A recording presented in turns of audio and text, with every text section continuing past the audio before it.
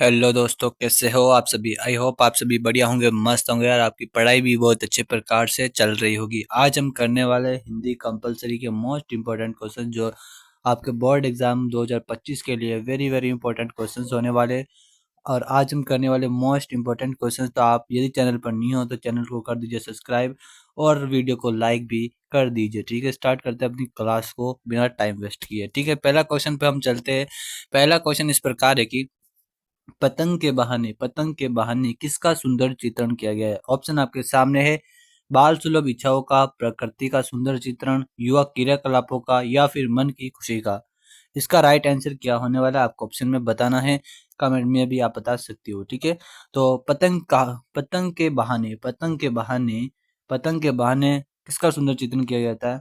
तो वो किया जाता है बाल सुलभ इच्छा होगा। बाल सुलभ इच्छा का मतलब क्या होता है कि जब बच्चे छोटे होते हैं तो उनके मन में क्या क्या इच्छा होती है वो हम सभी इस चैप्टर में पढ़ते हैं। पतंग वो उड़ाते हैं, किस प्रकार पतंग को उड़ाने के बाद वो इधर उधर छत पर दौड़ते घूमते फिरते हैं और फिर नीचे गिर जाते हैं, फिर भी वो उनके उनके अंदर एक जोश होता है, वो जोश से वापस उठकर वो पतंग उड़ाने लगते हैं। इस प्रकार हम सभी इच्छाओं को इस चैप्टर पतंग के जो पतंग चैप्टर है उसमें हम पढ़ते हैं। ठीक है, चलते हैं नेक्स्ट क्वेश्चन पर। अगला जो क्वेश्चन आपके सामने है 2 नंबर क्वेश्चन है।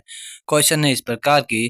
क्वेश्चन है कि प्रश्न है, आपका अपाहिजपन तो दुख देता होगा, ऐसा प्रश्न पूछकर किसकी मानसिकता पर व्यंग्य किया गया है। ऑप्शन आपके सामने है। अपाहिज की मानसिकता पर, समाज की मानसिकता पर, मीडिया की मानसिकता पर, या दर्शन की मानसिकता पर। इसका राइट आंसर क्या होगा। तो किसकी मानसिकता पर व्यंग्य किया गया है। तो मीडिया की मानसिकता पर व्यंग्य किया गया है। क्या होता है कि मीडिया वाले क्या करते हैं, एक व्यक्ति को बुलाते हैं जो अपाहिज होता है, जिसका पैर टूटा होता है, कुछ भी होता है, लेकिन उसको बुलाते हैं अपने स्टूडियो में। और स्टूडियो में बुलाकर उससे बहुत बुरे बुरे क्वेश्चन पूछते हैं। उससे पूछते हैं कि क्या आपको अपाहिजपन का दुख होता होगा। यानी ये अपाहिजपन, जो अपाहिज व्यक्ति उससे ये क्वेश्चन पूछते हैं, तो इस प्रकार वो उनके जो दुख को, जो अपाहिज व्यक्ति उनके दुख को प्रकट करते हैं, उनको और भी दुखी करते हैं और अपने कार्यक्रम को सफल बनाने के लिए वो ऐसा काम करते हैं। तो इस चैप्टर में मीडिया की मानसिकता पर व्यंग्य किया गया है। ठीक है, चलते हैं नेक्स्ट क्वेश्चन पर। अगला जो क्वेश्चन है आपके सामने है। क्रांति क्रांति हमेशा किसका प्रतिनिधित्व करती है। ऑप्शन आपके सामने है। शोषक वर्ग का, पूंजीपति वर्ग का, वंचित वर्ग का, या फिर राजसी वर्ग का। इसका राइट आंसर क्या होगा। इसका राइट आंसर हो जाएगा वंचित वर्ग का। क्रांति किसका प्रतिनिधित्व करती है। हमेशा वो करती है वंचित वर्ग का। जो गरीब लोग हैं, जो जिनके पास पैसा नहीं होता है, जो बहुत ही दुख दुख से अपने जीवन को व्यतीत करते हैं, क्रांति हमेशा उन्हीं व्यक्तियों का प्रतिनिधित्व करती है। ठीक है, और एक क्वेश्चन हो रहा था कि क्रांतिकारी कवि किसे कहते हैं। क्रांतिकारी कवि कहते हैं सूर्यकांत त्रिपाठी। निराला जी को क्या कहते हैं, क्रांतिकारी कवि कहते हैं। ये भी आपको याद रखना है। ठीक है, चलते हैं नेक्स्ट क्वेश्चन पर। अगला जो क्वेश्चन आपके सामने है, क्वेश्चन है इस प्रकार की। बाजार है कि शैतान का जाल। बाजार को शैतान का जाल कहने का क्या कारण है। इसका क्या कारण है कि बाजार को शैतान का जाल कहा गया है इस चैप्टर में। ठीक है, तो ऑप्शन आपके सामने है। लोगों को फंसाने के लिए माल सजा सजा कर रखना, दुकानों पर लुटेरे बैठे, नकली माल बेचते हैं, बाजार में लूट खसोट है। तो इसका राइट आंसर क्या हो जाएगा। वो हो जाएगा लोगों को फंसाने के लिए माल सजा सजा कर रखते हैं, ताकि लोग फंस जाए और अपनी जो सारी मनी है उसको बाजार की चीजें खरीदने में लगा दे और उसको पूरा वेस्ट कर दे। जो अनावश्यक चीजें उसको भी खरीद लेते हैं। यही बाजार एक शैतान का जाल है। इस चैप्टर में बाजार को एक शैतान का जाल बताया गया है। ठीक है, आप समझ गए होंगे। चलते हैं नेक्स्ट क्वेश्चन पर। अगला जो क्वेश्चन आपके सामने है 5 नंबर है। लेखिका ने कब समझा कि इस युवक का साथ टेढ़ी खीर है। बताइए। तो इसमें ऑप्शन क्या है। ऑप्शन आपके सामने है कि साड़ी को पवित्र कर पहनते हुए, सूर्य और पीपल के जल से अभिनंदन देकर, जप करने की मुद्रा देकर, या कोयले से अपने साम्राज्य की सीमा रेखा खींचने पर। इसका राइट आंसर आपको बताना है। इसका राइट आंसर हो जाएगा कोयले। कोयले से अपने साम्राज्य की सीमा खींचने पर।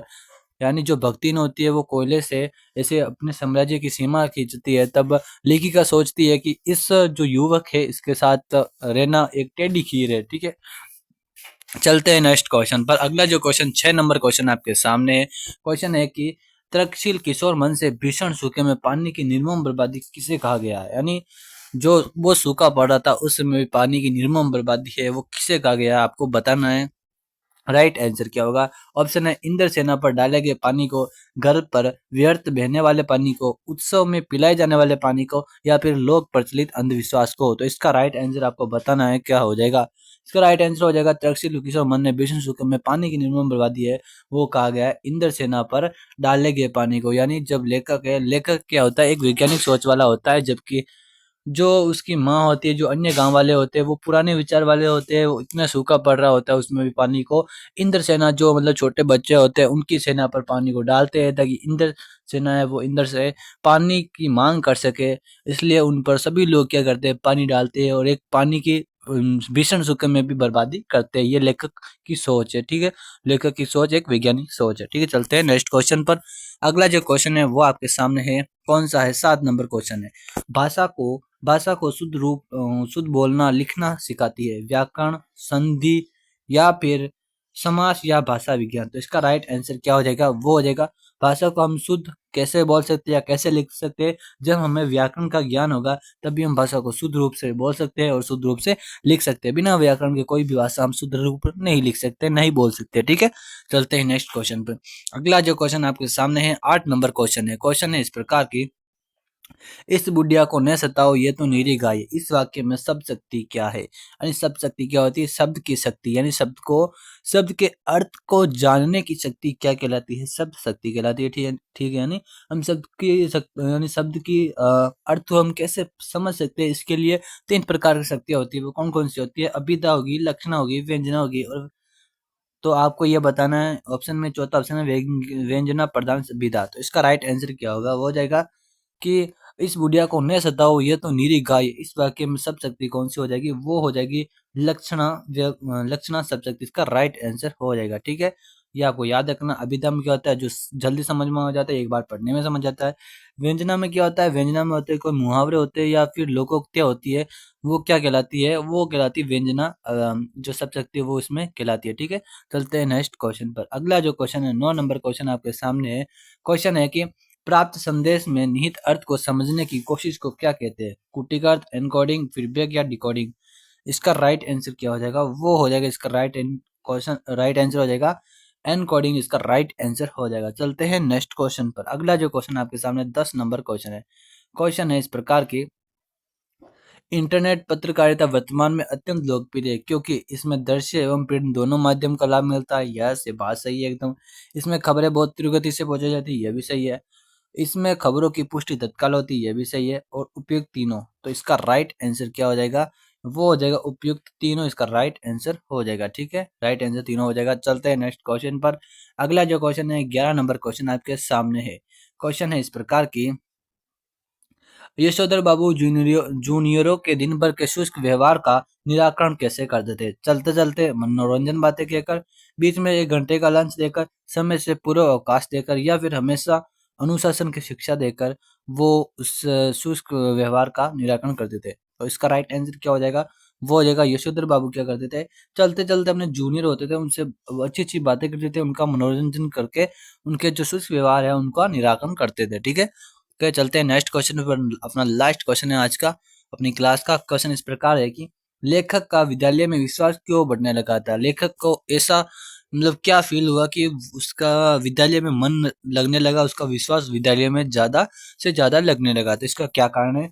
ऑप्शन आपके सामने है। शिक्षकों के अपनेपन के व्यवहार के कारण, बसंत से दोस्ती के कारण, पढ़ाई में मन लगने के कारण, या उपयुक्त तीनों। तो इसका राइट आंसर क्या हो जाएगा? उपयुक्त सभी इसका राइट आंसर हो जाएगा, ठीक है। यानी शिक्षकों के अपनेपन के व्यवहार के कारण, यानी जो शिक्षक होते थे, उनके जो टीचर होते थे, उनका पसंद जो अपना लेखक है उनके साथ अच्छा व्यवहार होने लगा था, इससे भी लेखक का विद्यालय मन लगने लगा।